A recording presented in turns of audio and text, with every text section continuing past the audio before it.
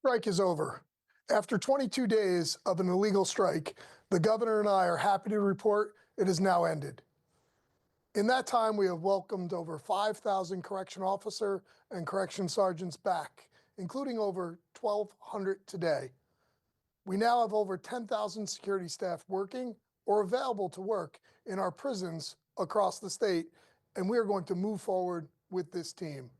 After 4 different agreements and numerous communications outlining the potential consequences associated with this illegal strike, termination letters have been sent to over 2,000 people who remained on strike. Officers and sergeants who did not have pre-approved medical leave and who did not return by this morning 6:45 a.m. deadline have been terminated effective immediately. And while we did not meet the threshold for return to work to trigger the deal that was negotiated between the state and NYSCOBA, I'm still committed to providing some of the critical changes and benefits to my employees. To support our workforce, the governor and I are committing to honor the March 6th Memorandum of Understanding, including the HALT Committee, the 90-day HALT program suspension, the 12-hour shifts that will be maintained during this emergency as we continue our transition, 2.5 times overtime for 30 days from March 6th for all strike-related staff, the civil service reevaluation of the reallocation for both titles of correction officer and correction sergeants to be completed within 2 months. No discipline under the collective bargaining agreement. The Taylor law penalties will remain in place. My previously issued 70-30 memorandum will remain rescinded. We will pursue legal mail scanning to ensure that we can cut off contraband coming into the system and make for a safer work environment for both the staff, volunteers, as well as the incarcerated. The National Guard will remain in place in a support position under the governor's direction. And the health insurance reinstatement will occur immediately upon the staff's return to work this morning. And to support our workforce moving forward, we're going to go even further. We will allow employees to purchase health insurance covering the full state share and employee share to the first day of the AWOL when the health insurance was terminated. We will continue to pursue the Committee on Plot Plan Efficiency, and we will maintain the referral bonus moving forward so we can continue our aggressive recruitment campaign. It's time to recover, rebuild, and recruit. I want to thank the staff that have worked hard every day of this strike. Your being there was critical through this challenging 22 days. I thank the 5,000 security staff that have returned to work. I want to thank the executive teams, both in central office and across the state, our Office of Special Investigations, and our community supervision staff, and all of our other state partners. I must recognize the over 6,000 National Guard members and thank them for assistance in operating the state's correctional facilities.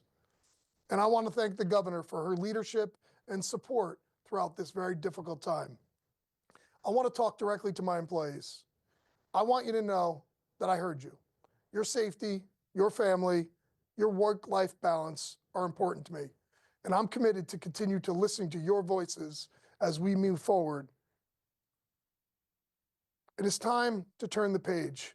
We'll start with a high-energy recruitment campaign, moving forward with a clear focus on stabilizing and resuming operations while ensuring safety and security in our facilities. At the same time, we're launching an aggressive recruitment and rebuilding campaign aimed at restructuring and strengthening DOCCS.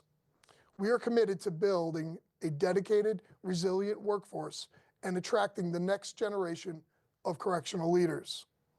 We will work to ensure the new department will be safer and more effective for everyone involved.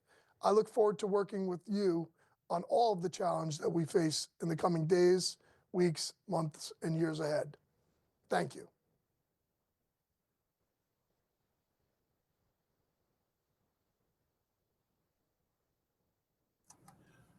All right, it is time for the question and answer period. Please raise your hand and we will call on you. We'll give you a moment to get your hands raised.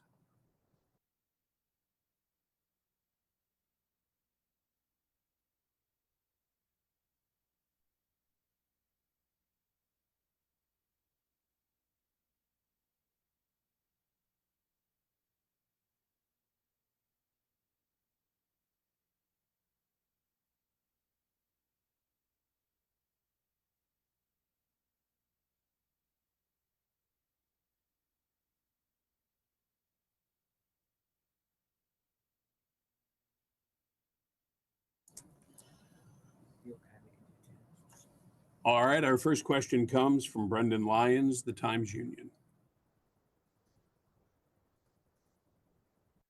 Hi, good afternoon. I was wondering, Commissioner, what do you estimate are your staffing levels today? I know you still have a third shift to come, but in comparison to, say, February 16th or a similar day before the strike, and does the 2,000 terminations that you're going to pursue, or more than 2,000, does that represent all of the officers believed to be striking, or is that just a select group?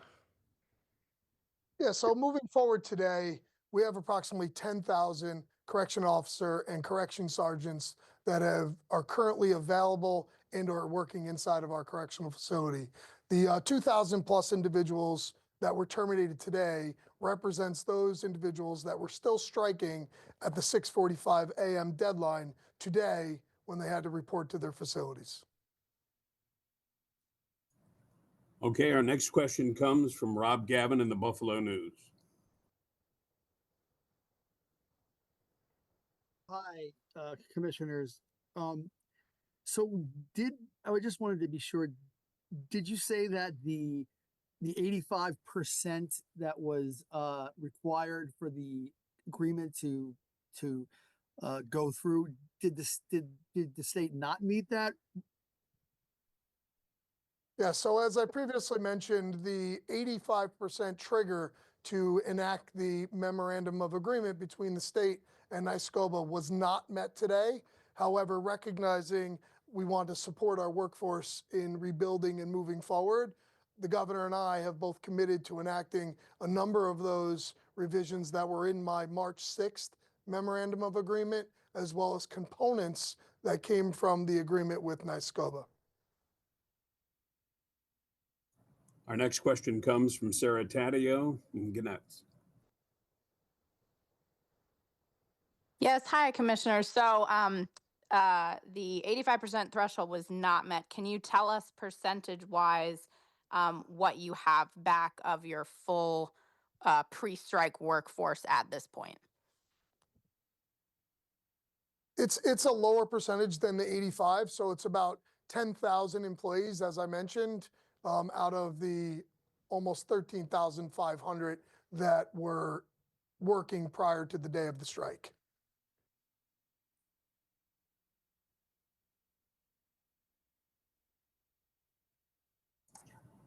Our next question comes from John Moss in the Post Standard.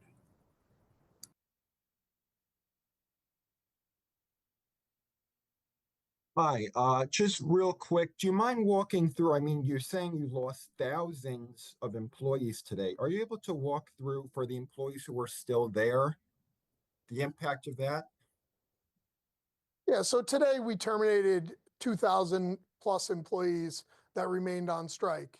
So we will maintain our prisons utilizing 12-hour shifts to ensure that people aren't working 24-hour shifts and begin to slowly reopen and get back to a new normal. And the National Guard will remain in place in a support posture to ensure that we're not running 24-hour shifts so our staff can have the necessary work-life balance. All right, and our last question comes from Dylan Murillo, WIVB. Hi, Commissioners. So you mentioned a few things from the March 6th statements here was left out. What was left out and not included, since the 85% didn't get up to there? And also, with court hearings tomorrow, will you guys be continuing strikers still face legal penalties here? Yeah, sir. In terms of the March 6th agreement, that was the memorandum of agreement that I had issued, not the agreement between the state and the union. They are available on our website, so you can do a side-by-side comparison of what was included, as well as the components that were lifted from the latest agreement. In terms of the court proceedings, the Attorney General will be proceeding with those individuals named, but I would refer any questions relative to that to the Attorney General. And that is our last question. We thank you very much for joining us for this press briefing.